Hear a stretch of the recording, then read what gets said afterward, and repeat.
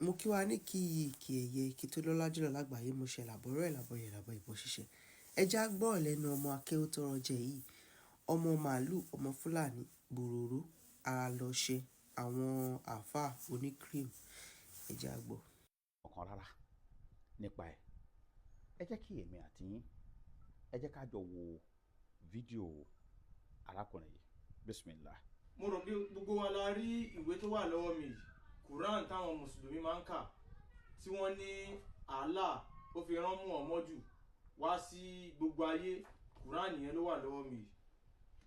mo wá ń challenge gbogbo àwọn àáfàá tí mo fẹ́ dárúkọ yìí àtàwọn tí mi ò rántí dárúkọ gbogbo àwọn àáfàá ńláńlá pátápátá nílẹ̀ Yorùbá pátá látòkè délẹ̀ ni mo pè látòrí Sheikh Mohammed Habibullah Adam Abdullahi Al-Ilori, Sheikh Jamiu Kewulere Bello, Sheikh Abdulrazak Abdulaziz Ishola, Sheikh Abdulgani Agbo Tomo Kekere, Sheikh Daud Imran, Sheikh Ahmed Tijani Muhili Adedimeji Aroworeki, Sheikh Mustapha Zoglul, Sheikh Yahya Murtado Adgodi, Sheikh Abdullahi Solati àti gbogbo àwọn sheikh pátá tó kù. mo fi àkókò yìí mo fi challenge wọn pátápátá láti òkè délẹ̀ wípé kí wọ́n jáde síta.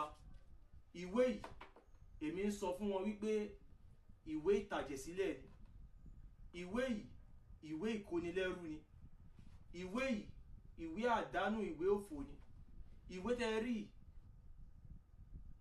náà gbogbo wa la ti rí àti wo fídíò yẹn ṣe ti gbọ́ nǹkan tí ọmọ yìí tó sọ, ọmọ ss yìí ṣe ti gbọ́ nǹkan tó sọ nípa Quran. ṣùgbọ́n àwọn tó gbéṣẹ́ fún ẹ ò mọ̀ pé ìwọ ló yọ òpònú jù láyé o. àwọn tó gbéṣẹ́ fún ẹ wọn ò mọ̀ pé ó ya òpònú gan ni. oní Quran táwọn mùsùlùmí kílẹ̀ mọ̀ yìí pé Ọlọ́run sọ̀kalẹ̀ fún ànábì wa Muhammad sallallahu alayhi wa sallam wípé òun ni ìwé tọ́lọ́wọ́n bá sọ̀kalẹ̀ fún wọn. jọ nítorí ìtọ́lọ́wọ́n bá ṣé ilẹ̀ Yorùbá nìkan ni mùsùlùmí wà? ọ̀pọ̀ dá gan, òpònú gan ni. ṣé ilẹ̀ Yorùbá nìkan ni mùsùlùmí wà? ó wá lọ ń dárúkọ òkú àti alààyè papọ̀. àwọn tó gbéṣẹ́ fún ẹ ò mọ̀ yìí pé you are a sickle cell nítorí pé ọpọlọ ẹ ò pé. tọpọlọ ẹ bá pé ni ó ní gbé Quran kó máa sọ wípé ìwé ìtẹ̀jẹ̀sílẹ̀ ní Al-Quran. àwọn tó gbéṣẹ́ fún ẹ wọn ò mọ̀ pápọ̀dà ni ẹ. wáì tí ṣe pé ìlú tó ń gbé yẹn wáì tó ṣe kọ́ lu wọn out mẹ́ pé ẹ̀yin mùsùlùmí ìlú yìí mo fẹ́ bá yín ní debate tó bá ṣe pé orí ẹ pé because Quran kò ń ṣe fún ilẹ̀ Yorùbá nìkan ṣoṣo, fún gbogbo àgbáyé ni. àbí o ti rí Quran méjì rè? ṣé Quran kan wà tó wà fún ilẹ̀ Yorùbá? tó fi jẹ́ pé Quran ti ilẹ̀ Yorùbá òun nìwọ gbé lọ́wọ́ yẹn. Quran ìwé mùsùlùmí ni, ìwé tọ́lọ́wọ́n bá sọ̀kalẹ̀ fún wa ni. so ìwọ wá ń sọ pé àwọn mùsùlùmí ilẹ̀ Yorùbá ó fẹ́ pe gbogbo wọn, ó pọ̀ dà. jẹ́ kí n wá sọ fún ẹ, ṣé orí Quran kò dàbí ifá o. Quran ò dàbí ifá tí ẹ máa ń rìvíw lọ́dọọdún. Quran kò dàbí ifá. èmi ò mọ nǹkan tó ń ṣe yín tẹ́ ẹ̀ bójú tó titi yín tó jẹ́ pé Islam ṣá lè dojúkọ.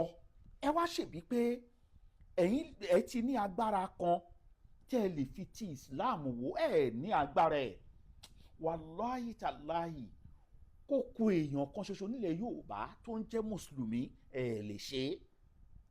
bẹ́ẹ̀ sì rékẹ̀rékẹ̀ Islam máa lọ síwájú sí ni.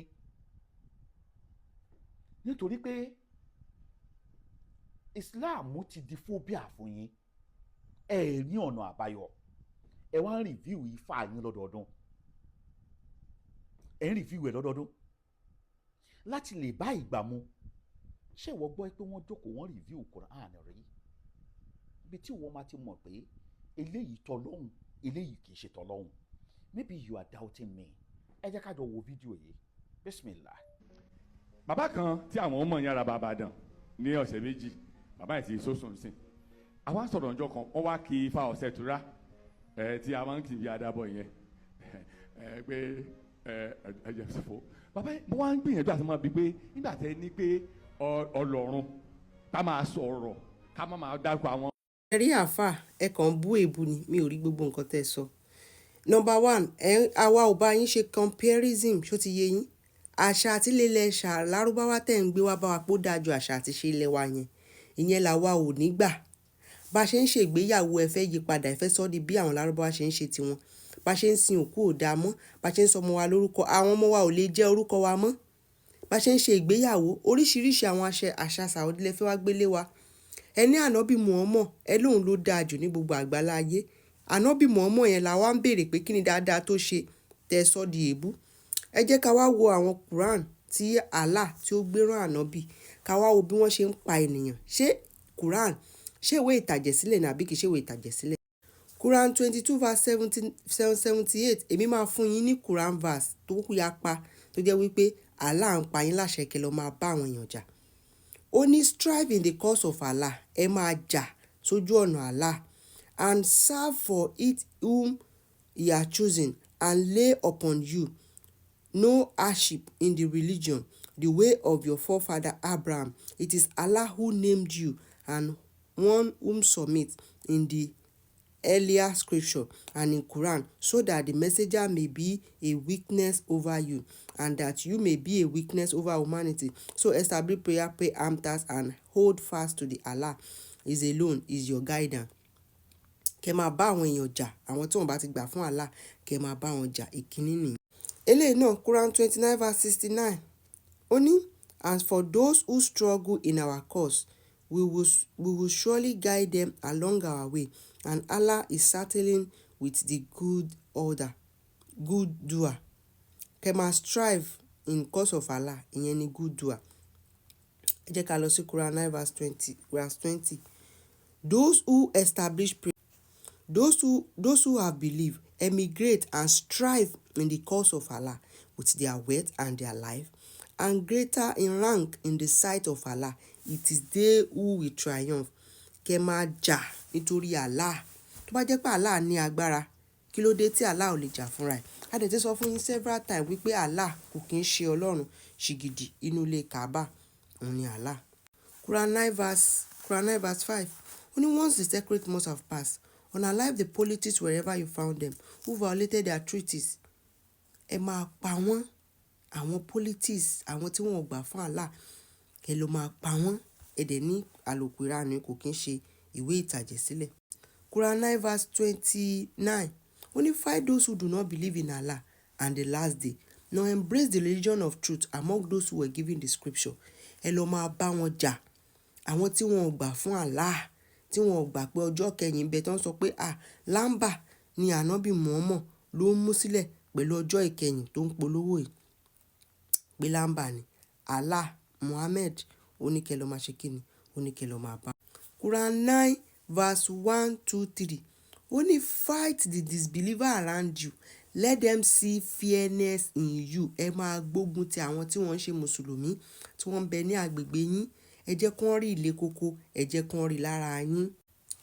Quran 2 verse 216 fight has been made obligatory upon you believer though you dislike it. Perhaps you dislike something which is good for you and you like something which is bad for you. Allah know what you did not know. Allah ní kẹ́ máa ṣe kíni kẹ́ máa bá àwọn èèyàn jà àti ṣe ogun ìjà ogun kẹ́ máa jà kiri àti ṣe ní ọ̀ranyàn fún ẹ̀yin mùsùlùmí. Only a believer only march forth whether it is easy or difficult and strive with your wealth and your life in the cause of Allah. Kí lẹ̀ ń jà torí Allah fún erípo lórí ibú ni Allah èyí tí ò lè jà fúnra. Ẹ jẹ́ ká wá wo iṣẹ́ wo ni Allah subhanahu wa ta'ala iṣẹ́ wo ló gbé rán ànábì Muhammad sallallahu wa ta'ala. Quran 25 Sahih al-Bukhari 25 Allah ní wípé ànábì wípé Allah ti pa òun láṣẹ o kó o máa gbógun ti àwọn ènìyàn títí tí ó máa fi jẹ́wọ́ wípé kò sí ẹni tó tó láti jọ́sìn fún àyàfi Allah kí wọ́n dẹ̀ máa sọ wípé Muhammad o oníjẹ́ òjíṣẹ́ Allah ó ní kí wọ́n á máa kírun kí wọ́n á máa yan sàká yẹn kò ń ṣe wípé wọ́n ń tọrẹ o sàká is owó ẹ̀mí wọn. Ẹ gbà ẹ má pa mí. Ó ní nígbà yẹn ó ní ẹ̀mí wọn àti nǹkan ọrọ̀ wọn ó ní wọ́n ti pa mọ́. Ó ní àyàfi àwọn ìlú ìsìlámì pé àwọn iṣẹ́ wọn pé Allah ló máa ṣe kíni, Allah ni ó máa sọ yẹn. So ẹ já kàdítì náà. Sahih al-Bukhari 2115 narrated by Abu Musa. Abu Musa ló gba ọ̀rọ̀ yìí wá. A man came to the prophet and asked. Ọkùnrin kan wá bá ànábì òjíṣẹ́ Allah wípé a man fight for war booty. Ó ní ọkùnrin kan ó ń jà torí ìdigunjalè àwọn ọrọ̀. Tó bá ti lọ jagun wọ́n máa kó àwọn property yẹn. Ó nítorí yẹn ni àwọn ẹlòmíì fi ń lọ sójú ogun. Another fight and fame, and the third fight for showing off. Ó ní àwọn kan ń jà kán ba lè sọ wípé ilé ló mọ̀jà ń jà jù, ilé ló ṣe kinní. Ó ní àwọn ẹlòmíì ń jà pé kán ṣàlè èmi ni ó wà ń bẹ̀, èmi rèé. Ó ní which fight is Allah cause? Ó wá ní èwo ni eléyìí tó jẹ́ ti Allah. That mean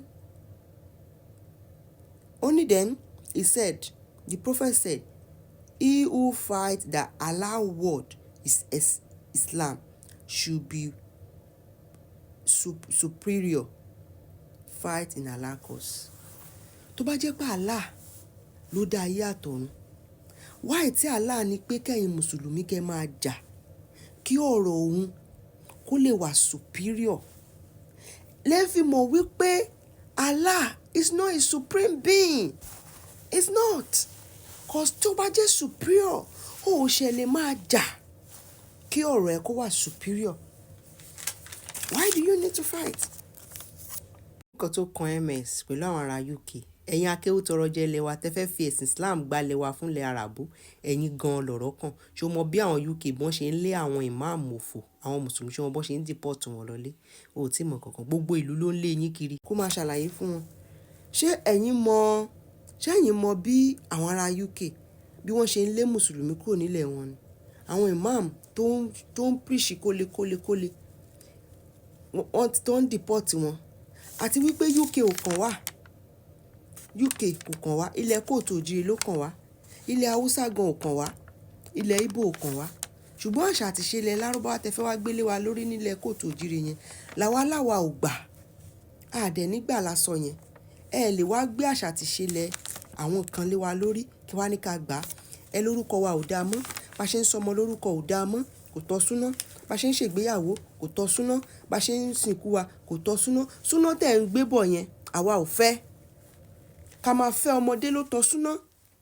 Ká máa bókú sùn ló tọ́ súná. Ká máa béwúrẹ́ sùn ló tọ́ súná. Bọ̀ àwọn ìwà dáadáa táwọn bàbá wa ti kọ́ wa ẹni yẹn ò tọ́ súná. Ìpìlẹ̀ mọ̀ ń ṣẹ́ ẹ̀ẹ́dẹ̀mẹ̀pé ń ṣẹ́. Èébú lẹ mọ̀ ń bú ẹ̀ẹ̀mẹ̀bú ń bú. Gbogbo ọ̀rọ̀ tẹ́ sọ látàárọ̀ èébú lẹ bú. Kò sí ọ̀rọ̀ kan tó jẹ́ ọ̀pọ̀ ọ̀rọ̀ tó lọ́pọlọ tó wà ń bẹ̀.